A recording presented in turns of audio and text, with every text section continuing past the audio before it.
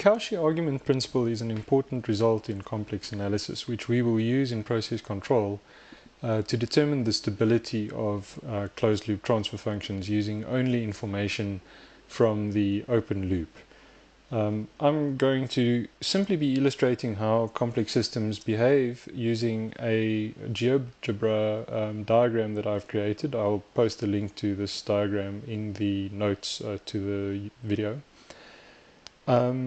I have created a circle with a settable diameter, so we can set move around B, and we can move the center of the diagram. We can actually move the whole circle all at once.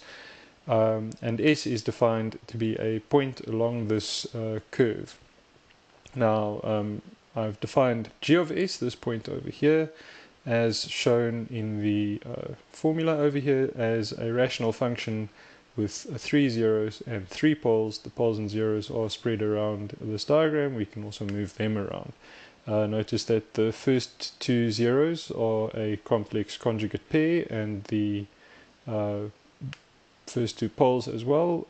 You can't move these ones because they are just linked by conjugacy to the other ones above the plane.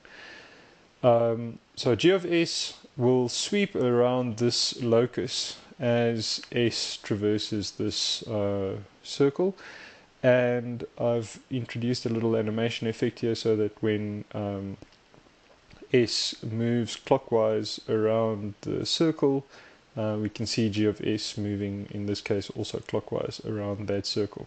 So we've got all the steps, all the components necessary so that we can observe the argument principle in play. Firstly, notice that at this point there's no encirclement, or let's say that the circle is just in empty space.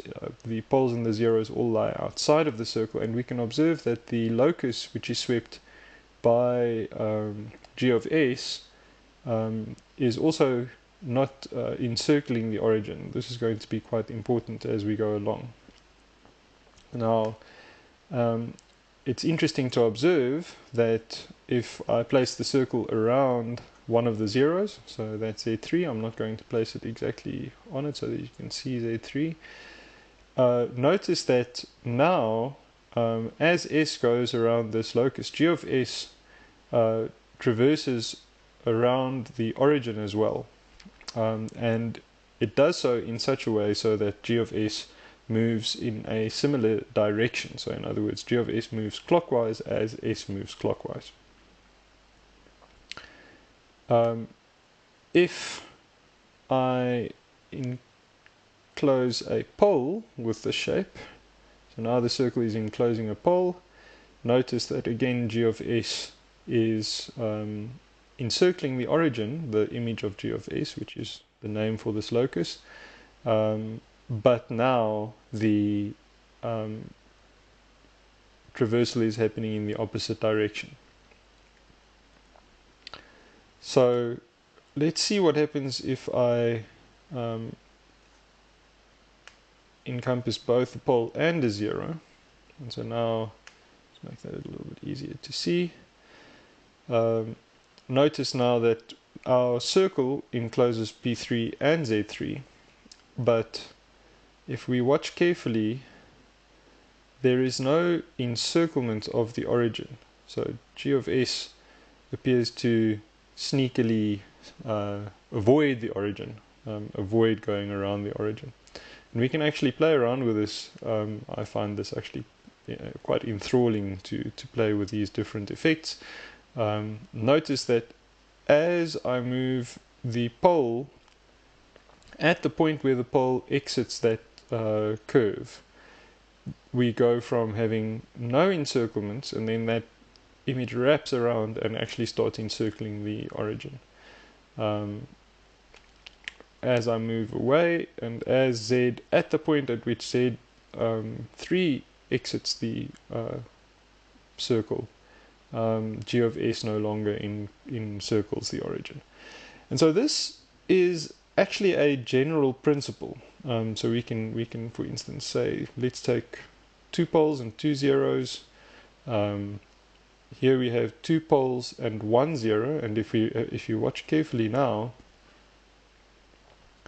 there is one encirclement. And so we see here from just verification from kind of observation of this, that there is a net encirclement in the same direction equal to the number of zeros minus the number of poles. We go once around in the same direction for each zero, which is enclosed within the shape, and once in the opposite direction for each pole, and that adds together. So if I have a pole and a zero, I will add net 0 times. So how we will use the argument principle in process control is we will most often be interested in trying to find out whether the poles of a closed loop transfer function lie in the right-hand plane. And we know by the argument principle that we can count things in the right-hand plane if we take a contour which is large enough. And so a contour that looks like this, where we have effectively an infinite radius, is known as the Nyquist D contour. In fact, the real definition of the Nyquist D contour is that this circle is infinitely large, and we go all the way up the complex or the imaginary axis. We come around and meet back up here. And so that's a contour that encompasses the entire right-hand plane. And I have here a notebook where we can easily see how we will be able to check for closed loop stability. So in other words, we'll typically be using functions of this form, gk over 1 plus gk. And rather than check whether that has roots poles in the right-hand plane, we'll just check whether this denominator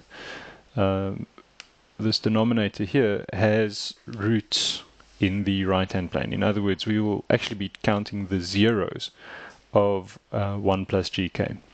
And not to put a fine point on it, but we've just seen that actually the argument principle only counts the difference, right? So it counts the difference between the zeros and the poles. And in most cases, we will be assuming that 1 plus gk does not have any poles in the right-hand plane. Of course, if it does, we can just subtract and check the rotations or the encirclements of the origin of 1 plus gk. And now if we plot that, so here I've plotted a similar contour. This is now gk as s goes through the d contour, and we can see that it's we can't see the direction, but we can see that there's no encirclements of the origin here. We can also pretty easily understand that if I'm looking for encirclements of this shape, which is 1 plus gk, that will be the same as gk. So if I've also plotted gk over here, and so that's 1 plus gk, this is gk. Basically what's happening is this the curve is just shifting one to the left, and so the easiest way for us to actually calculate this Nyquist plot, as it's called, is to simply plot gk. And here we can kind of see that we can use this directly to check stability, because we can see the Nyquist diagram growing in response to changing the gain. Let me just run all of these cells.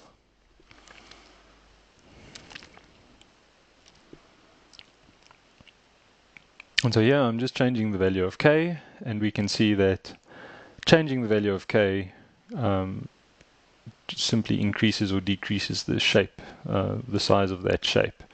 And remember that we are checking for encirclements of this -1 point.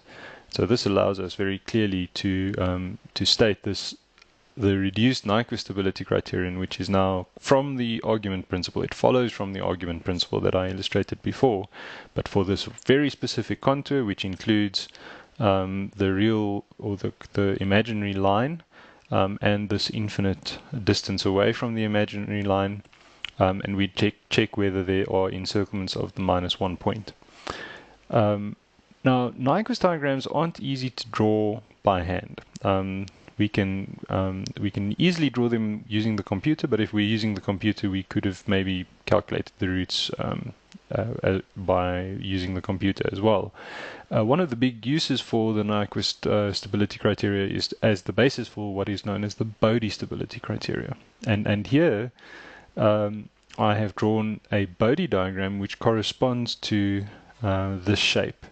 And again, as we change the gain, we can see the Bode diagram, the gain part of the Bode diagram simply moves up and down. And so at high values of gain, this curve here, which is the gain part of the Bode diagram, is moving towards the upper part of that diagram. If I change the gain to a low value, it's a low value.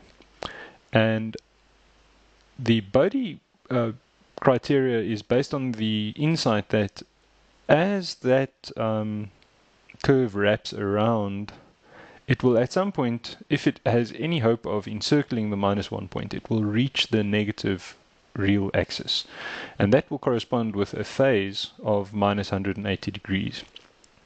And if at that point where the phase is -180 degrees, the magnitude is larger than 1, this magnitude over here, that's the only way that it can get around -1. If the magnitude is smaller than 1, then it would be coming in between the origin and -1. And really that's the statement of the Bode stability criteria, that at the point where the phase is -180, if the gain is larger than 1, the system is unstable. If the gain is smaller than 1, then the system is stable. So here we have an unstable situation where we can see on the Nyquist diagram there's an encirclement, and on the Bode diagram we can construct a line up from there, and we can see that this horizontal line, which is the value 1, that the gain only crosses 1 after that frequency. For the stable situation, the crossing occurs before the 180 degree phase.